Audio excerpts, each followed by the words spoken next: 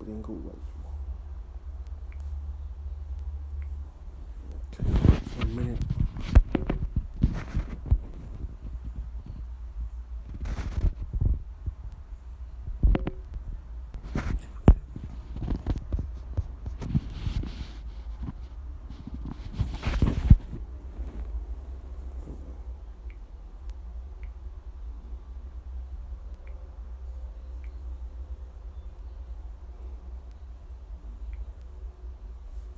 All right, here we go. Shalom, shalom. All right, gonna get right into it. You see the lesson here. Say, proud look, a lying tongue, and a hand that shed innocent blood. So you know who that is. So we're not just gonna get right into the lesson. So let's give all praise to Yahweh, Hashem Shah, double honor to the apostle, brother GMS, shalom to the host elect, shalom. So let's get right into the lesson. We're gonna get in scriptures and go right in spirit with it.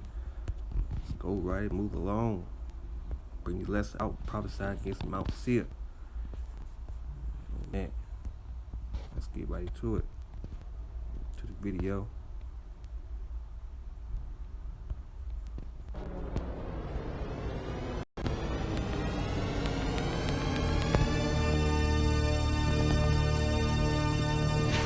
You can't handle the truth!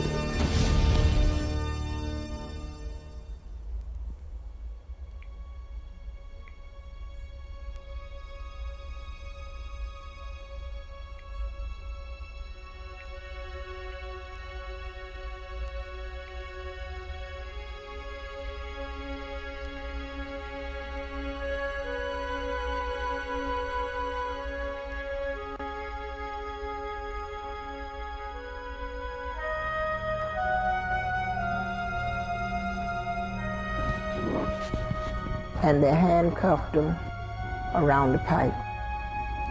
And they beat them, and they beat them, and they beat them.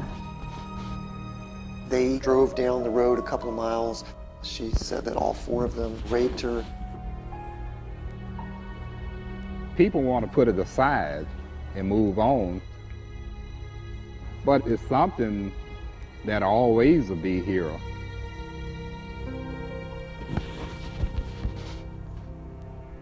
It told the story about the quest for freedom in America.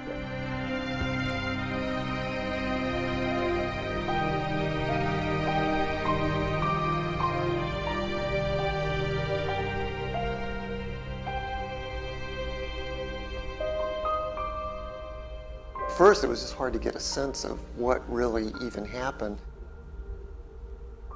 There was a young couple, the Pagets, Willie and Norma Paget. They were coming home late at night. Their car broke down. They pulled over to the side of the road. Willie Paget was trying to get the car started. And that's the point where sort of the story separates, and you kind of have two completely different versions at that point. The story that they told was that a vehicle came by, saw that they were in distress. It was 4 black men that offered to push the car off and help them. That after a period of time they stopped pushing the car. Willie Paget had a discussion with them. They quarreled. These men supposedly jumped him. He supposedly defended himself, struck them with a stick, but they overpowered him, took his wife away in their car, and that was the last Willie saw of her until the next morning, early Saturday morning, when he was reunited with his wife, and she said that she had been raped. Willie Paget got a ride back to town, went to the sheriff's office in Lake County in Leesburg, and reported that his wife had been abducted by 4 Negroes. Willis McCall, who was the sheriff of Lake County, actually wasn't in town at the time, but his chief deputy launched this search for the men that Willie Paget said he was looking for. They drove all around. They got to Groveland, and Willie Paget said, "There's the car." He and the deputy went in, arrested Walter Irvin and Samuel Shepard, and then they picked up Charlie Greenlee, who was a young 16-year-old boy that was really sleeping in a railroad station, trying to get a ride back to his home. Greenlee was later identified by Norma Paget as being one of the people who had attacked her. So they had 3 in jail. Ernest Thomas fled the county. A manhunt was launched. This posse of white men chased him all over the state, caught him up near Taylor County, and actually shot him to death.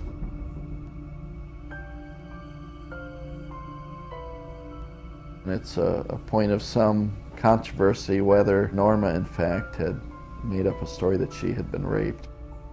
It's pretty easy to believe Charles Greenlee when he says he didn't know Sammy Shepard and Walter Urban, because he wasn't with them that night. We know that. He spent the night at this railroad depot. Walter and Sammy always contended that they had been together that night, that they had taken Sammy's brother James Carr to Orlando. Thomas was out partying around Groveland with his friends. They were not together. They were in 3 different places in the wee hours of that Saturday morning.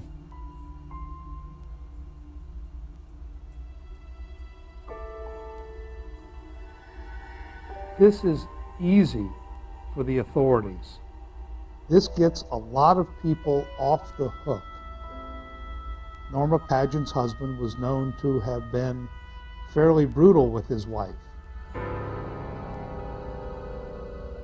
They had broken up at one point, and her father had told him, "I don't want you causing any more trouble for my daughter." And apparently, he had done something to her that night, and they may have been concerned that her father was going to take action against him and may have needed to come up with a story to explain what they were doing. For Sheriff Willis McCall, his primary job was to turn out citrus workers, and historically, the Grove owners had turned to him to supply black workers. But after World War II, blacks returning from the Army didn't want to do this. They wanted something better. And so, by bringing these people to justice, he's able to solve several problems that he is facing. He is going to show 2 of the blacks who have been known to not want to work in the fields and to want no part of the citrus industry.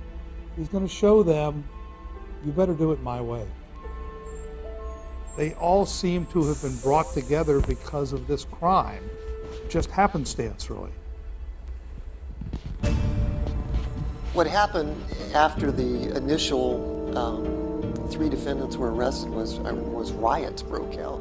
Black neighborhoods were being shot up, some houses were burned, mobs were sort of circling through Groveland. Several nights of rioting went on to the point that the governor of Florida, Fuller Warren, had to call out the National Guard. It was a huge story all over the country. I remember seeing sandbags, and I remember seeing a .50 caliber machine gun. And at that time, people that lived on one side of the town, black people per se, if they wanted to cross over to the other side of town, there would be a National Guardsman. He would get on the hood of the car and ride with them on the other side, I guess for their own personal protection. They burnt down about 3 houses in Bay Lake. And I learned later from my daddy that they came to burn our house down too. But Mr. Edge stopped them. Willis McCall, to protect the 3 surviving defendants, took them to Rayford State Prison. A couple days later, Harry T. Moore, the head of the Florida NAACP, and the national office of the NAACP sent representatives to Rayford. They made it clear that they had been brutalized by McCall. McCall has a well-documented track record of not only beating prisoners, but eventually killing a prisoner in his custody. And there is absolutely no reason to doubt them. They had marks on their bodies. They had cut marks on their feet from glass. It is clear that they were brutalized by McCall or his deputies while they were in custody as he tried to get a confession from them. So Harry T. Moore and the national NAACP immediately began charging McCall with brutality and with violating their constitutional rights, and ended up really representing the Groveland defendants as the trial came up.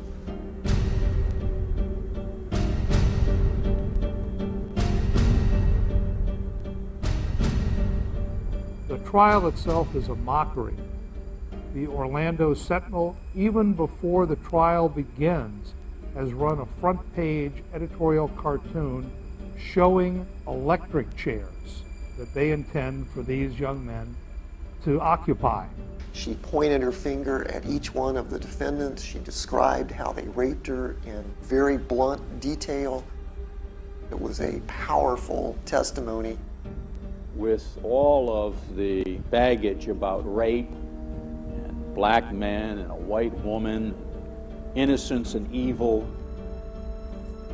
unfolded in this story, this was an assault on white America, not just on this white woman. There was no way a white jury was going to release 3 blacks accused of raping a white woman. That no matter how shallow the evidence was, no matter what they thought of the people involved, they were going to have to come back with a conviction if they were going to continue living in that county.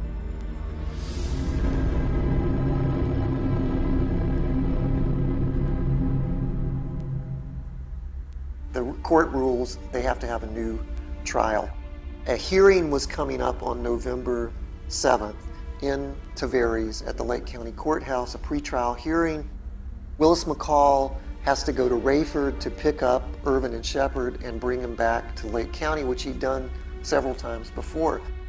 McCall's story is he's in the car with Irvin and Shepard, who are sitting in the front seat beside him, handcuffed together. Yates is now in his own car, driving ahead, looking for a lynch mob, making sure that the road is clear. He had a wiggle in the front of the car that a tire was going flat, or he had some kind of problem. He said he stopped, he looked at it, got back in the car, drove on further, pulled over again, he had a flat tire. When he got the prisoners out of the car, or asked them to get out of the car to help him change this tire, that Shepard struck him with the flashlight that Willis McCall had left on the seat of the car and told Walter Irvin to grab his gun. That McCall pulled out his revolver and shot them in self-defense and kept firing until he knew that they were down and that he was safe.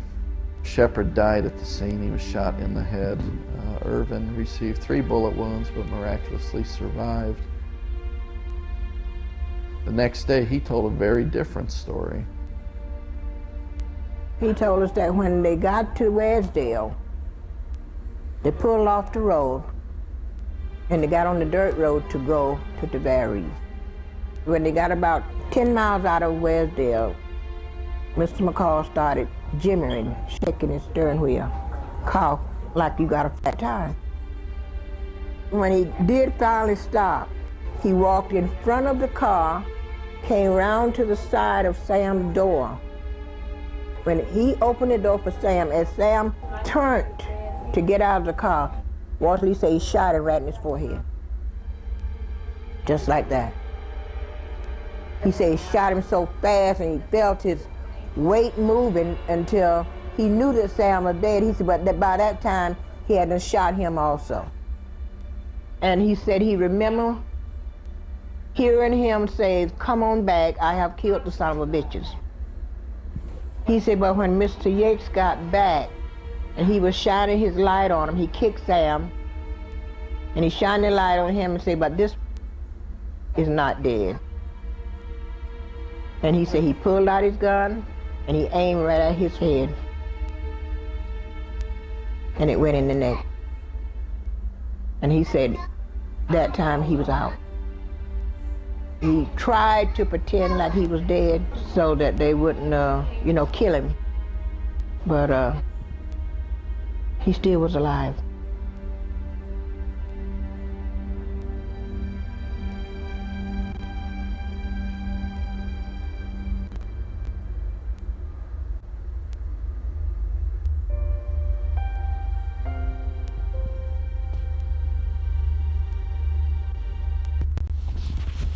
see, huh? So let's get right to the scriptures. Just want to get right to it.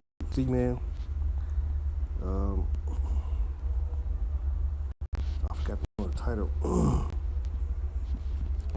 For the Proverbs chapter 6.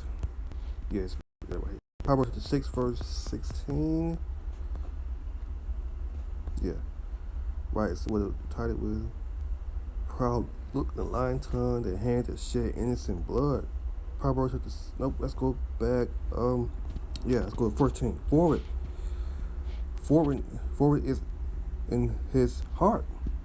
The vice mistress continued. He sorrow discourse. Verse 15. Therefore, should his calamity come suddenly? Suddenly should be broken without remedy. Right? Be broken without remedy. Verse 16. There are 6 things that the Lord hate. Yes, 7 are abomination unto him. Verse 17. A proud look, a lying tongue, and hand that shed innocent blood, a heart that devour wicked imagination, foot that be swiftly and run to mischief. Verse 19. A false witness that speak lies, and he that soars discourse among brothers. Right, and look at it again. It's all over again. Proverbs 16, verse 14.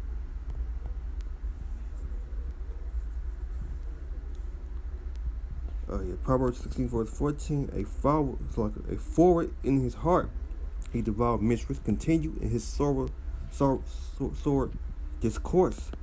Verse 15. Therefore, should his calamity come suddenly should he be breaking without remedy. Verse 16. Those six things the Lord hate. Yes, 7 are abomination unto him.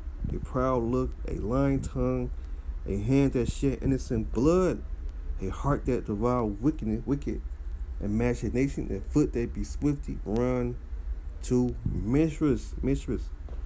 Verse 19. A false witness that speak lies, and he that sow discourse among brothers. Right. Let's get right into it.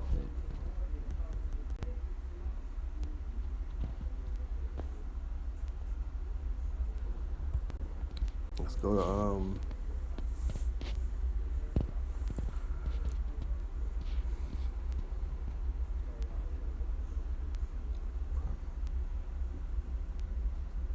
already forget. Let's go to Ezekiel.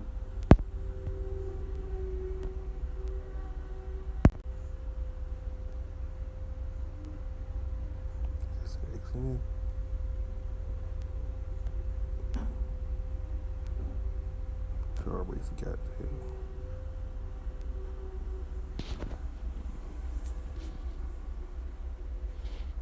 Oh yeah.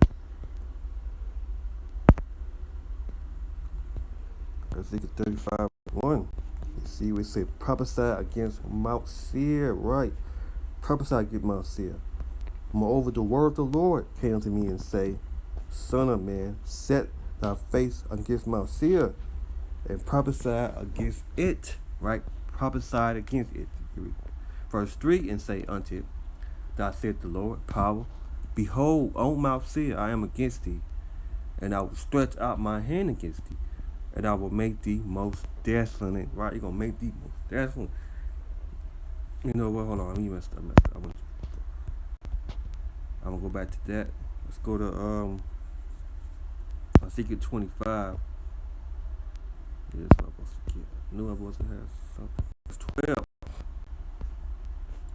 So they say judgment on a Gentile nation. Ezekiel 25, verse 12.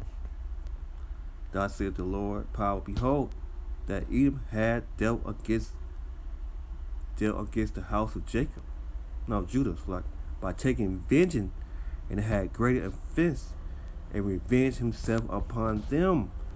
Verse 13. Therefore, thou said the Lord, power, and I also will stretch out my hand upon Edom, and I will cut off man and beast from it, and I will make it desolate from Teman, and that the demon shall fall by the sword. Right, shall fall by the sword.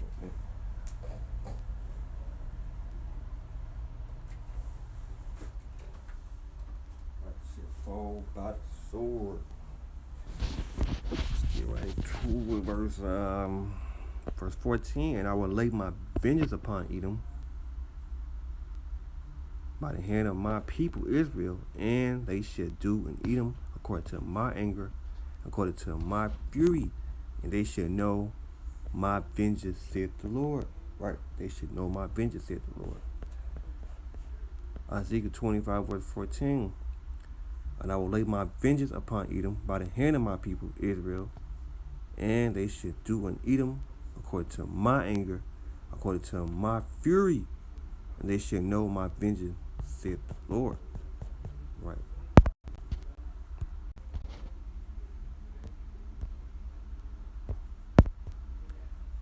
I'm tripping. Ezekiel 35, verse 4, and I will lay thy cities wasted, and thou shalt be desolate, and thou shalt know that I am the Lord, because they had a perpetual hate, and had shed the blood of the children of Israel by the force of the sword in the time of their calamity, in the time their iniquity hath ended. Verse 6, therefore as I live, saith the Lord power, I will prepare thee unto blood, blood shall pursue thee. Said I have not hated blood, blood shall pursue thee. Right, you didn't hate blood. Verse 7, and then I will make Mount Seir most desolate, and cut off from it him that passed out, and him that returned. And I will fill his mountain with his slain men in the hills, and in the valley, and in all the rivers should I fall that are slain with the sword. And I will make thee perishable desolate, and thy city should not return, and you shall know that I am the Lord.